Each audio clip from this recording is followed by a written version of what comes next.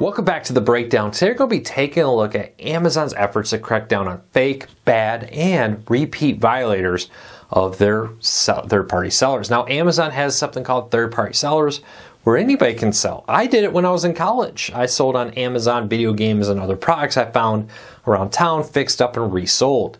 And Amazon's cracking down on these, maybe related to a recent lawsuit that they lost, pending appeal, of course. But this seems to be an effort to try to prevent bad sellers from getting into the store, and if you were a bad seller and kicked out, preventing you from coming back in. We're going to be breaking down what Amazon's doing to try to make your shopping experience safer on Amazon.com. First though, if you're new here, do me a big favor, hit that subscribe button, hit that thumbs up. It really does help us because it lets YouTube know you enjoy what we do here. Hopefully we can help you learn something new about the world around you. Alright. Let's get into this. According to a CNBC article, Amazon has started mailing out third-party sellers postcards. Seems like a pretty simple thing, right? Well, it's actually a pretty effective way to crack down on third-party sellers who really aren't what they say they are. So what's happening here is Amazon is requiring third-party sellers to verify their address. Many companies do this.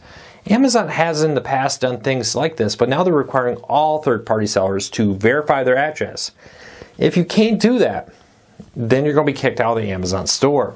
Now with this, what's happening here is sellers have supplied information. Amazon's now mailing them cards, and they have to enter a code that they find on that card. Google, PayPal, other places have done stuff like this to verify you really are who you say are. A few things that's happened in the past. People claim to be US sellers when they're really not. They're shipping from Mexico, China, who knows where. Well, but they're really not a US address. Also, this is helping to crack down on repeat offenders. Now, it's a common practice. I got banned from the Amazon store. Well, tomorrow I'll create a new company, have somebody else act as primary signature so I can use their personal information, and I'm right back in the Amazon store. Now, with this though, Amazon can now track it and say, hey, this person was just selling from that address. We banned them, and very quickly from that exact same address, another person. Probably saying, well, they move. Commercial real estate's a little bit more difficult. There's not as many outs in a commercial real estate business there than there is today. Now, I'm sure this isn't the final way. There's a lot of ways you can still probably get around this. It will make it more difficult to be a bad seller. It will help crack down on bad repeat sellers. But Amazon says this is just one of many different things they're doing. They're using AI pattern tracking to look for bad sellers. They're using a bunch of customer feedback, and Amazon says they have a whole team of dedicated employees that do nothing but crack down on bad third-party sellers who are selling bad products, abusing the system, all kinds of stuff out there. So Amazon has a huge system. Why are they cracking down on this? Well, that's hard to say.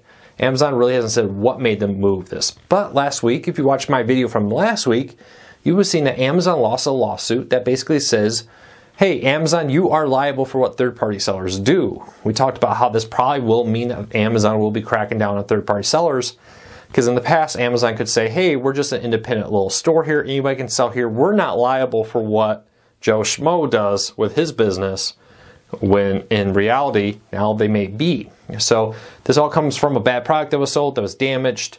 Amazon said, well, we're sorry to hear that. You need to talk to XYZ customer or seller. You bought it through their Mr. Customer.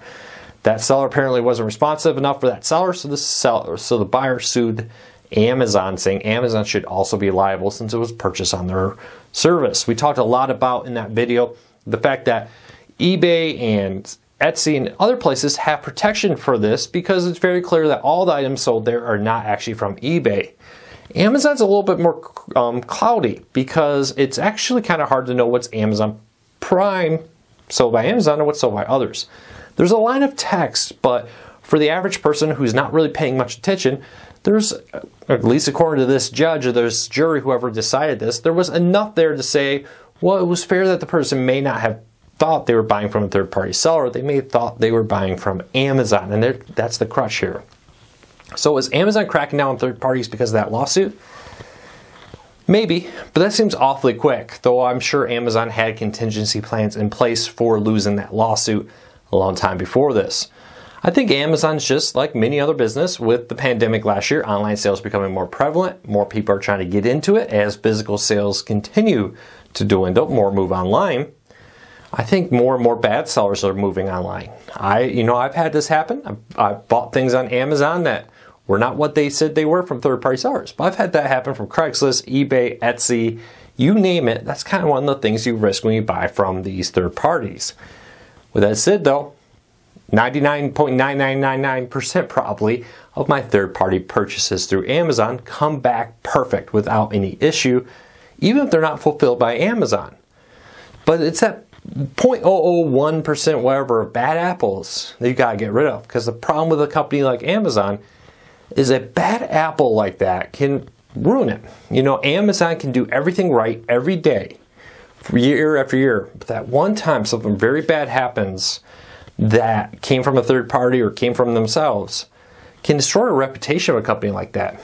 Many businesses throughout history are great businesses, but one bad thing at one location can destroy a reputation. Restaurant spaces. You get a outbreak, somebody didn't cook something right in one location, a bunch of people got sick. You bought a product from a third-party vendor, food-wise, and it ended up being not cooked the way it was supposed to. Caused a bunch of people to get sick. That can destroy a business that's been around for a very long time. Happened here in my hometown, a very popular restaurant I actually really liked, Miss actually, had a food outbreak related to a third-party food vendor selling them some bad product. Now their reputation is very damaged.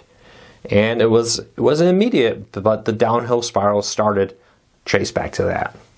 So Amazon seems to be cracking down on this. How far they'll go, we don't know.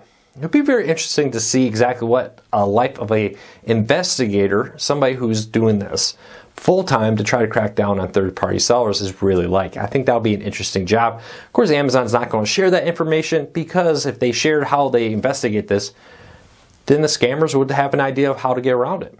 But Amazon's very clear. They're using AI now, artificial intelligence, to monitor different sellers and more.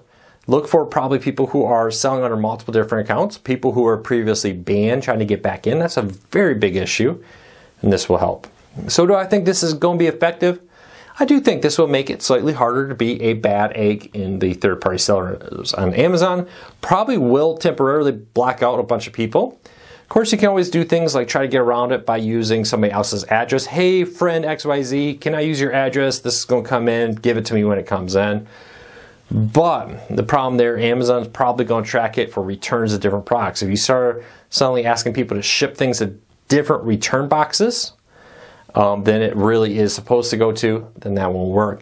P.O. boxes probably aren't going to cut it anymore. Back in the day when I did this, I could use a P.O. box on Amazon. I would expect Amazon not to allow that anymore.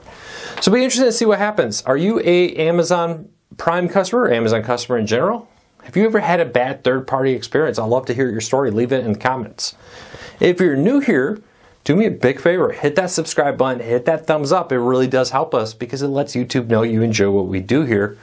Hopefully we can help you learn something new.